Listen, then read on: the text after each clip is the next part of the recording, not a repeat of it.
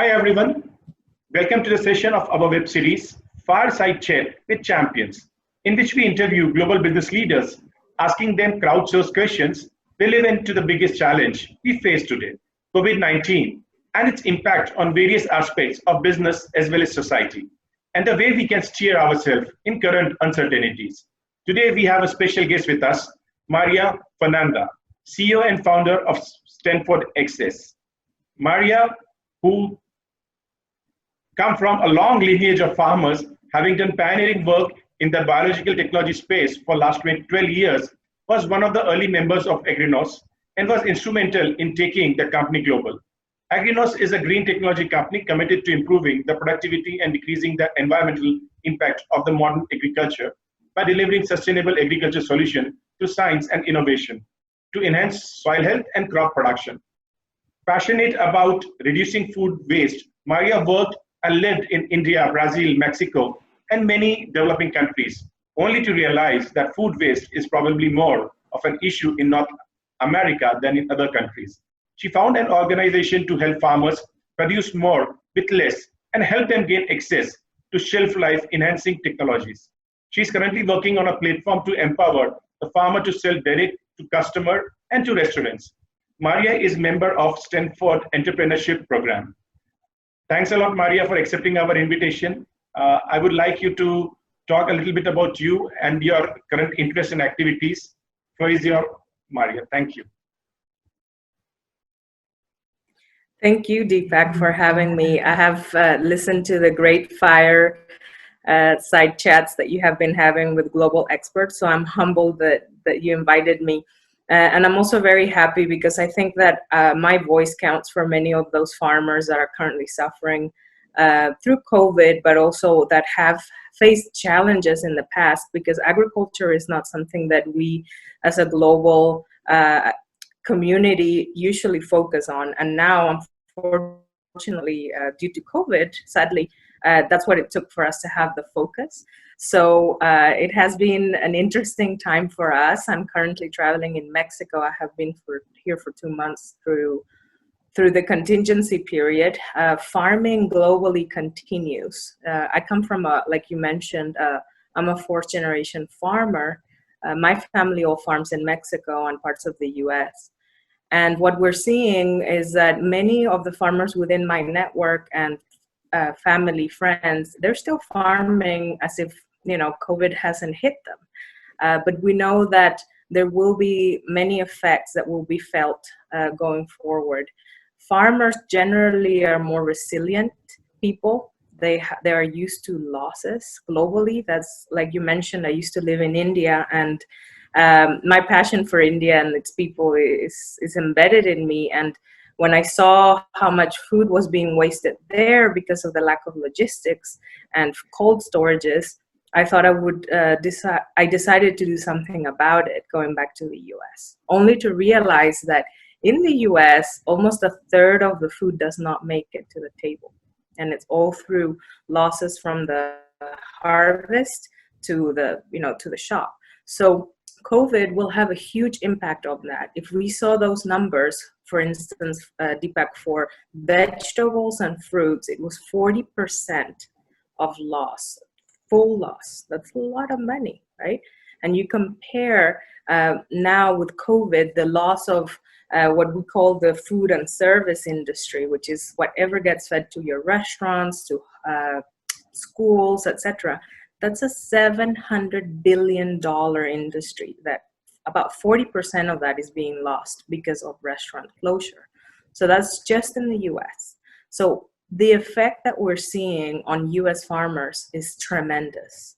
But also they rely on many Mexican farmers because it's a seasonality business, right? So when they can't produce a certain produce, it comes from Mexico. So what we're seeing is that the effect has hit them now and will continue to, but it will also hit Mexico, because they say that when the US gets a cold, Mexico gets pneumonia. So it's a saying that by many of my uncles who sell to Cargill, wheat, and globally. So that's where we are right now. And I think COVID will be key in educating our society as to what we need to do differently going forward to prevent food loss, but also not only is food loss happening, but hunger is happening simultaneously at a global level because food is being thrown away. So that's one of the areas that I have decided to embark upon, because it's a personal passion and responsibility that I think many people should be thinking about as well. That's an awesome introduction, and thankfully people like you are doing things what you are doing. I strongly believe, as you rightly said, that the farmer's perspective need to be on the table. And unfortunately, whenever we make policy decisions, whenever we do things related to agriculture, they are the people nobody is even caring about, right? So it's very important that we understand their perspective. Maybe COVID would make us a little bit saner. We would start listening to them a little bit more. So that brings us to our first question. So Maria, if you can see that COVID has broken the fragile supply chains globally, which include food as well. So you have a lot of countries where you have scarcity of food, while you are having a lot of countries which produce sufficient amount of food and even export some commodities. For example, when Russia says that I am not going to export grain, you have cold feet in actually Middle East, right? So how do you see that COVID impacting the food security at a global level as well as the regional level in North America? That's a great question. I think one of the things we have to look at is, like I mentioned before, with restaurants closing for that amount of period, we do not see that people will be going back to restaurants in the same way. So you're looking at $700 billion, at least 40% of that being produced for a service that is no longer happening. So how are we going to get that food to the market, right? I was looking at some studies. People are actually buying more online, more on of their produce online. So there's a huge boom on e-commerce, thankfully. We just need to make sure that we get our farmers trained to be able to deal with those platforms so that they can also benefit from the rewards of high margins, etc. Because retailers right now are making a killing, 600% increase in margins in some cases, even though it sounds crazy. So one of the things I think, if we look at global food security, is with the, for instance, China, they export a lot of fertilizer globally. So that restriction there is going to create a huge impact on farmers, but also internally, China will face issues because they import a lot of their food, because generally they grow in moors, so very small pieces of land. So with the different impacts of COVID, their food production will also be impacted. And I think also smaller countries like Singapore are starting to see that they need to be more self-reliant in producing their own food and remain sustainable and not depend on other countries so much. I think if you look at India, for example, one of the things that worries me a lot is the amount of, the number of farmer suicides, sadly, because they're not able to produce enough. So if you look at the impacts of COVID, they're not able, because of the lockdown, severe lockdown that you guys have, they're not able to get generally their food to table. So I think that those are going to be some of the impacts that you will see.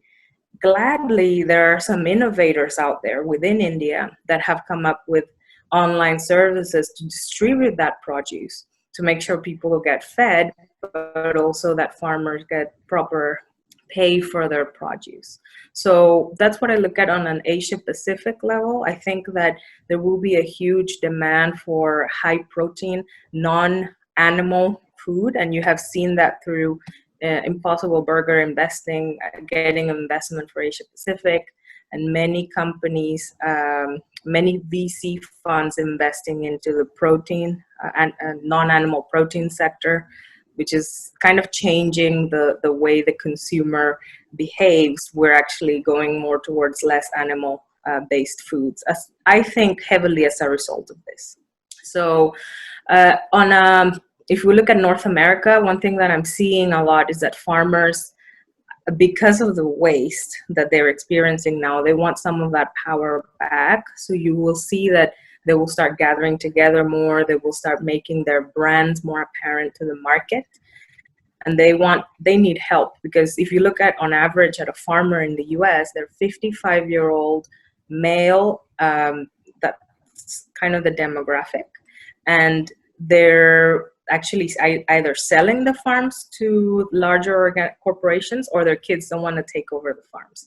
So how do you tailor a technology to help that particular demographic to become e-commerce friendly? Or how do you put systems in place so that they're able to sell their produce for a good price? So in terms of, you talked about hunger. You wouldn't think that the US would face hunger issues, right? Given the Yes. size of the economy. And USDA just released a $3 billion program for farmers. So the way it works is they buy $100 million every month of produce, so fruits and vegetables, $100 million of milk and dairy products, and $100 million of meat. They basically did a bid program where some companies placed a bid, and the ones that won it will be delivering those boxes to food banks. Okay. However, the people that won those bids were generally big companies, like corporations that are in event planning, etc. So not necessarily helping the farmer, because they were able to do the process very immaculately, through algorithms, etc. So they won those bids. So right now what we're seeing is that eventually the farmer will not be directly benefited, and people will go hungry because all that food is being thrown away. 33 million people are unemployed in the US. Can you imagine that? Huge number. That's a huge number. Yes. For sure. So, but with the sad facts come opportunities. So the opportunity that we're seeing is, like you mentioned, to disrupt the supply chain, which for a long time has been broken. So we're talking about a shorter supply chain where we can get, I think I saw in a study that there's 67 players at any time in a supply chain. So what does the farmer get? So that's kind of what I think companies should be focused on. And there are many people with new ideas. I was at an event this last week. It was the first time it was held virtually, the Food and Agriculture Next, held by Rabobank. And there was the 8 next startups of the future. I think there was 2 of them that were trying to connect farmers with markets and processors so that they could process their waste. But I think that there's a lot more work that needs to happen to get these innovators out there actually implementing something to help farmers. Perfect. Very well articulated about the consumption, the logistic, as well as the production part. If you can see that the way the agriculture is being done today, one of the biggest challenges that, as you rightly said, because of the food loss, the traceability is not there. So you first of all don't even know exactly what farmer is actually producing, where in the supply chain there are bottlenecks, right? Second thing is that the advancement of those type of material science, which can extend the shelf life of produce, yes, or can ensure that the produce can be, I'll say that, more hygienically transported from A to B places, right? I would like to understand, because you have been someone in the field for a long time, you've seen the world, what digital technologies and biotechnologies do you see would be like, galvanize, or there would be catalytic effect of COVID for pushing them through in the agriculture and food sector? Well, I look at it from 2 lenses. One, I'm an actual trainer for food safety in the US for farmers. We have what's called FSMA, Food Safety Modernization Act, which many people who import food, exporters of food in Latin America have to comply to, as well as US farmers. So one thing that's key is going to be food safety, right? And you rightly mentioned traceability. Where is my food coming from? When was it harvested? What kind of chemicals was used? What kind of water? Water testing is going to be huge. And farmers have this new law that was implemented, and actually it went into place February of this year, that now they have to change the way they operate to create a food safety plan. So how do we make those tools more easily available without having to fill in all that paperwork? right? So companies should be looking at how to help farmers on that end. The traceability element, that's key. You need to make sure you know everything about the produce that you're consuming, but also that you're able to place a stop shipment if you see that there is some risk associated with any of the Salmonella, E. coli, Shigella. So food safety, again, will remain a huge player as we go forward post-COVID, because I think that people kind of knew that it was required, but now it's even more important globally. What was your other question? The question was that what are the specific type of technology, digital or biotech, which you feel that would be like, catalyzed by COVID? And like, previously we were just thinking about like, we should do it or not do it. Now because of COVID, we'll have to do it sort of environment. Yes. So we were talking about two things, about the actual product, right? So we develop a coating, which if you look at an apple right now, you buy an apple and it has a petroleum-based wax, which is actually quite hard to remove. You have to sit there with a knife. What it does, it protects the produce, and most produce has that. What we developed is a technology made out of a plant-based technology, odorless, to help prevent that loss, to help extend the shelf life by about 40%, all organic, so it's edible. Now, we were going to launch it in the US and in India, but obviously this slowed us down. But what this means is that there will be more opportunities for companies. There are companies out there like Hazel Technologies, who's USDA funded to extend shelf life. Because in India, I see this a lot. By the time the produce gets harvested to cold storage, or there's no cold storage, the farmer loses his crop, right? But that's on the product side.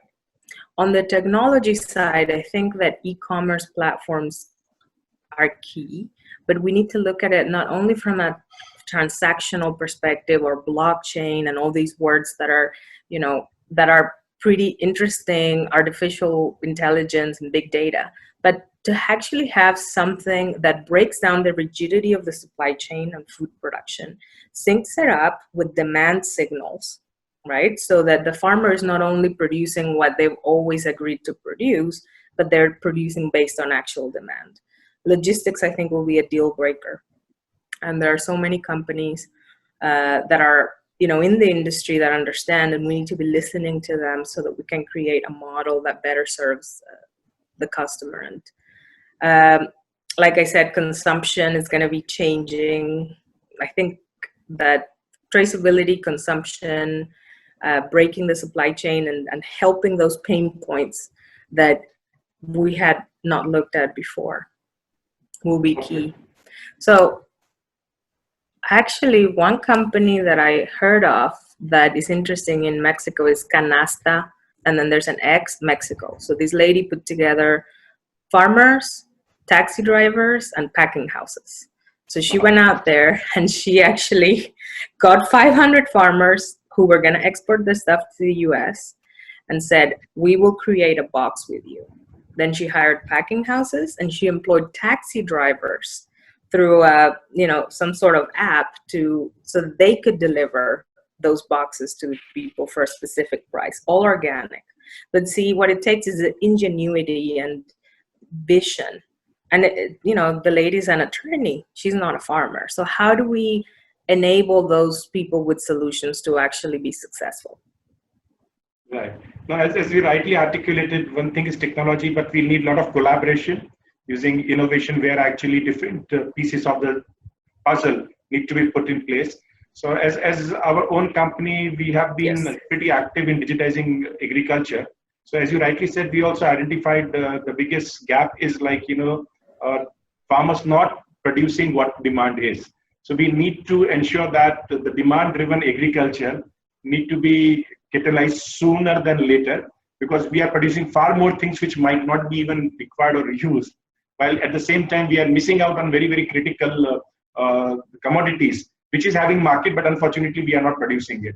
So as you rightly said that we need to do a lot of thinking within the ecosystem to ensure that the farmers make sufficient amount of money. At the same time, the end user gets safe food. So very well articulated, Maria. So the next question is a little bit on a personal level. We all know COVID is also a little bit of personal crisis for a lot of us. right? We are habituated of traveling, meeting people, going to conferences, learning from each other face to face, right? Suddenly we are in some of the countries asked that you cannot move out. You are locked down for 30, 40, 50, 60 days. At the same time, we are in a sector which is not very, very digitized. So you cannot look at a farmer and say that, can you get me on a Zoom call, right? So there are challenges. In other industry, it is still easy. Like, you can still try to be digitized and transform yourself by on the Zoom calls. Now we had a challenge. We are having thousands of farmers. Reaching out to them becomes a big challenge because most of them don't even know actually a WhatsApp voice video call, right? Forget about Zoom. So how do you as an individual and your organization, right, have coped up with COVID, and what you would suggest people should be doing to be have a little bit sanity as well as be more effective in doing their work?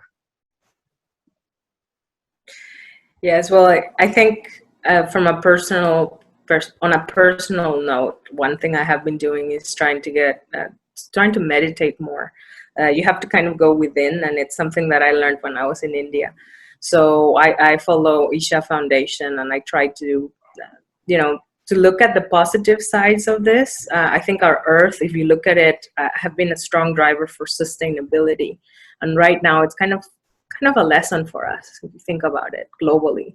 What you're seeing in like New Delhi, the best air quality in 20 years. Same thing in Mexico City. One thing I do locally is I spend time with family. I've lived away ever since I was 15 years old. So this is a blessing for me to be able to share with my grandmother, who's 99. And she was the start of this farming family. So that's one of the things. On the technology front, I think that we face a huge challenge, particularly with farmers, like you rightly mentioned. Generally, what we're finding is that farmers are innovators and they are sustainable, but sometimes there are barriers to break into things like Zoom, right? So I was meeting with my uncle because farming is still seen as an essential, so you can move. So I had a meeting with him, and he had a meeting with all his wheat producers because they just finished the wheat harvest via Zoom. So it takes a lot of training. It takes tools that make it simple for them, because what may seem okay to you as to how to log on and click unmute and mute yourself, it's proving hard for those generations and for farmers and people in general. So how do we, I think one of the things we need to do is just make it farmer friendly. And that's one of the messages that I would like to give to the new startups looking at AI, big data, some coming out of India, some coming out of the US, make farmers trust you. Farming is about trust. So that's the key two things that I would say: ease of use and the trust element.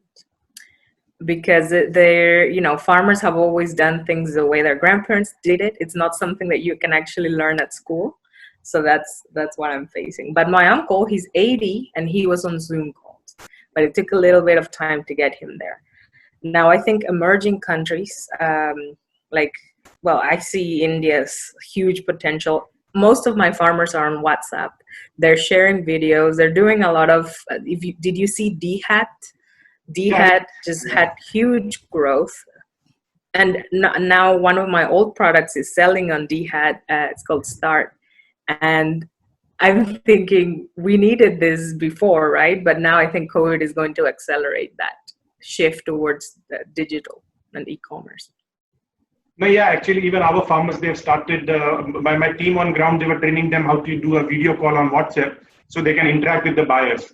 So yes, as you rightly said, that Perfect. Farmer, maybe COVID is a push where they were not very keen to change, would make them change a little bit and get out of the little bit of old habits of looking for face-to-face meeting with everyone. So that's a great insight. Thanks a lot, Maria, for that. Now that brings us to the last section of this discussion. Here actually we look for a very pointed action points for those entrepreneurs and startups who are in agriculture domain, where we want something where based on your experience you can guide them that how to face the current COVID crisis, so that when this thing is over, they still have some oxygen left into them so that they can actually get into the growth path again? Yes. So when this started, the Stanford Latino Entrepreneurship Program has been great help for me because we have mentors. So they got us on a meeting with Mark Cuban, who invested in one of the companies for vegan food, dog food. So one of the things he told us is, guys, the work that you do now, right?